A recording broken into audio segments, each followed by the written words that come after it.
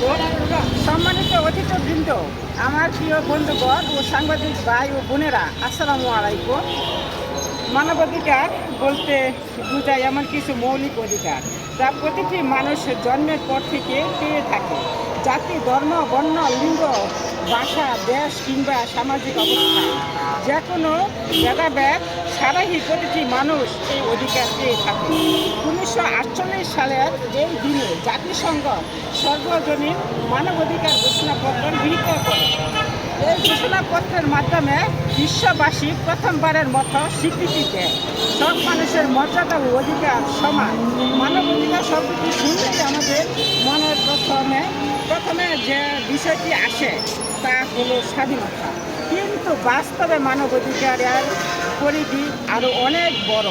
এর মধ্যে রয়েছে জীবনের অধিকার, স্বাধীনতার মতো প্রকাশের অধিকার, ধর্ম পালনের অধিকার, স্বাধীনতা শিক্ষা গ্রহণের অধিকার, চিকিৎসা পাওয়ার অধিকার, নিরাপদ বাসস্থানের অধিকার এবং সর্বোপরি সম্মানের সঙ্গে বেঁচে থাকার অধিকার।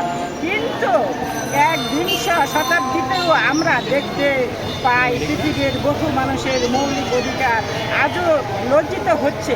কোথাও যুদ্ধের নামে মানুষের প্রাণ কেড়ে নেওয়া হচ্ছে, কোথাও শিশুদের শিক্ষা থেকে বঞ্চিত করে শ্রমে নিয়োজিত করা হচ্ছে, কোথাও নারীরা নিরাপত্তাহীনতায় ভুগছে, কোথাও আবার বিভিন্ন মতের কারণে কণ্ঠরুদ্ধ করা হচ্ছে। এগুলো সবই মানবাধিকার পরিপন্থী এবং সভ্যতার জন্য লজ্জাজনক। মানবাধিকার কেবল সরকারের বা আন্তর্জাতিক সংস্থার দায়িত্ব নয়, এটি আমাদের সবার দায়িত্ব। আমরা প্রত্যেকে যদি নিজের জায়গা থেকে মানবাধিকার চর্চা করি, তবেই একটি সুন্দর সমাজ গড়ে তোলা সম্ভব।